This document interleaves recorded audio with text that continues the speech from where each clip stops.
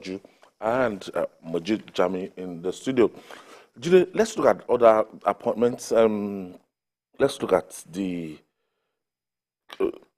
customs, the Controller General of Nigeria Customs. Yeah,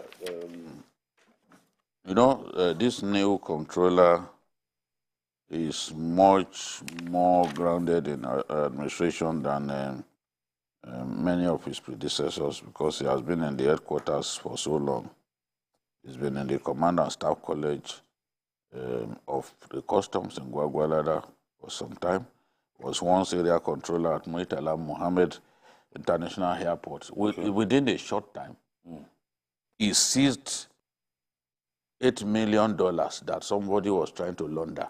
Yeah. That is something that comes to mind about him because he was there for a short time, and they will recall that he made that seizure.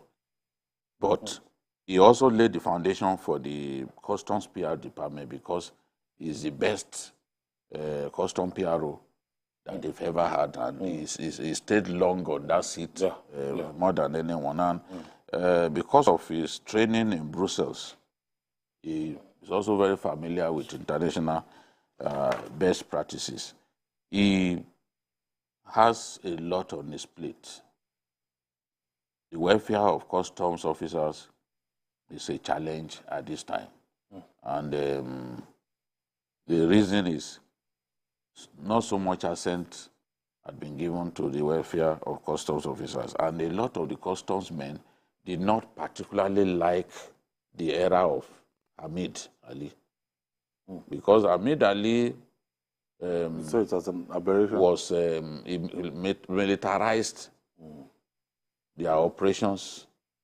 In terms of training, it focused more on the military type of training. And it goes beyond the military type of training. You have to train people, the intellect, Use and everything. IT equipment to really detect. Now, with the it's coming in at a time when the borders have been ordered to be reopened. There has a lot of challenge there in terms of manning the borders appropriately to ensure that contraband items are not brought into our country. And again, the issue of revenue, because Asiwaju focus will be firmly on revenue. Yeah. There's so much that he wants custom is like and a they will major be cash breathing cow. down his neck. He has to. What the custom officers tell me is, look, yes, Hamid Ali did well in the area of revenue generation, but a customs officer with sufficient training would have done much better. That's what they are saying, They felt somehow that they brought somebody from outside. Yes, they didn't like it. That's why I'm talking about morale. Morale is down. Somebody has to come in now and galvanize the from the rank officers and men, and he has all that it takes because of his experience in administration, having been in the headquarters for so long. So I see in him someone that can be trusted. I mean, if you stop someone from laundering $8 million through the airport, you didn't take a bribe. You are the sort of person that we need. So I'm confident that he will deliver the goods. Mujil, why Wale Adeniyi? Or Adeniyi Adewale? Yeah, Adewale Bashir Adeniyi. He didn't just get to that position by chance or by happenstance. Recall that even Buhari, under Buhari, he was one of the recipients of the National Award of the Member of the Order of the Federal Republic. MON? No, MFR. MFR. So, and that's higher than even MON. I think MON is the smallest, is the lowest. So, and he's a fellow of the Nigerian Institute of Public Relations. He graduated from OAU Ife with a Institute of International Relations, and he did a master's in communication science from one jaw-breaking university in Switzerland. So the academic record is super for him, And one thing this, like Jide said, one thing this will do for the service is the fact that the morale will be boosted now, especially knowing fully well that in the last 8 years, there was no hope of anybody from the service to rise to that peak of their career. There was no hope, especially because of Ahmed Ali. And that's the first time somebody from, and you recall that the appointment of Ahmed Ali, generated a lot of controversy in the National Assembly. Even in the National Assembly, when they refused to wear the uniform.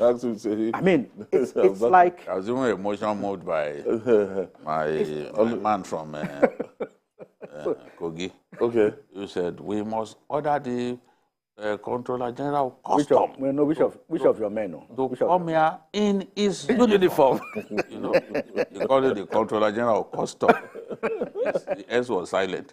That to come here with his uniform.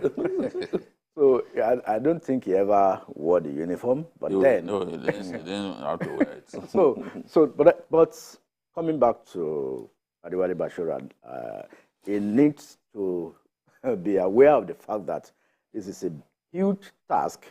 For his predecessor, he was able to increase and improve on the revenue generation. That's a strategy. Give that to him. So give him target to meet. Yeah, but for Bashir Adewale Adeniyi, he knows that he must surpass that target because now he has more motivated staff to work with who knows that one day they can also rise to that level. The space is there now that after him, I think he's been in the service for about 30 years. He has a couple of... this is the first time in 48 years or so that the Southwest... is having... just like in the immigrations too. I think it's the second time a lady, after Rose, will be the acting Comptroller General. Oh, since independence, this is the second time that a Yoruba man will become the Chief of Army Staff. Wow. And the last Yoruba man to become Chief of Army Staff before this was General Alani Akinade. Alani Akinade. 1980. Wow. Wow.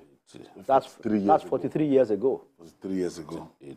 So many of these are dominant tribe. Many of these are agencies. You see, a lot is happening. We are not trying to play any ethnic cards there, but you can see the balance. Oh, we are talking about national inclusion. Yes, we are talking. We can see the balance even in the appointments of the service chiefs.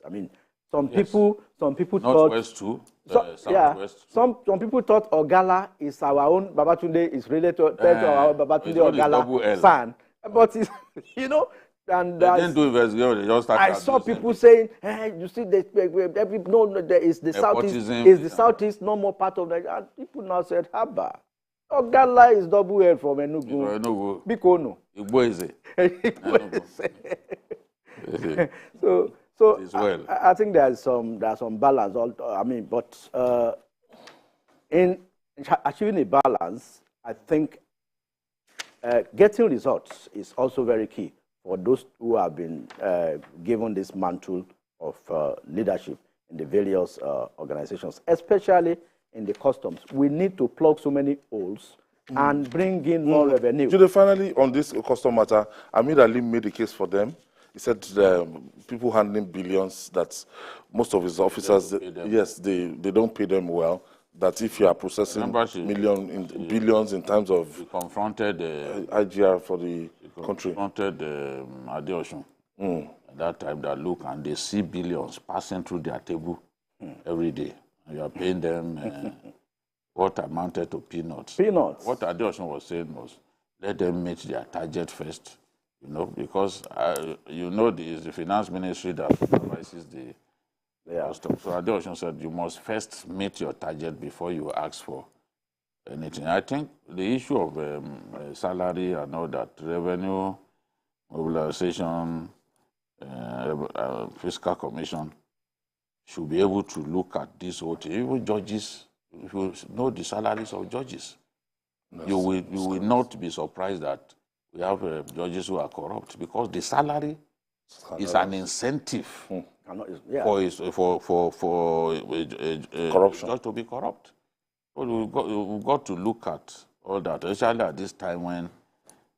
Yeah, I think we should call on Zach, the special advisor on revenue. That I think Zach Adeniyi. Okay. So let's do something on we'll get there now. Yeah. Now, in continuation of his desire to put round pegs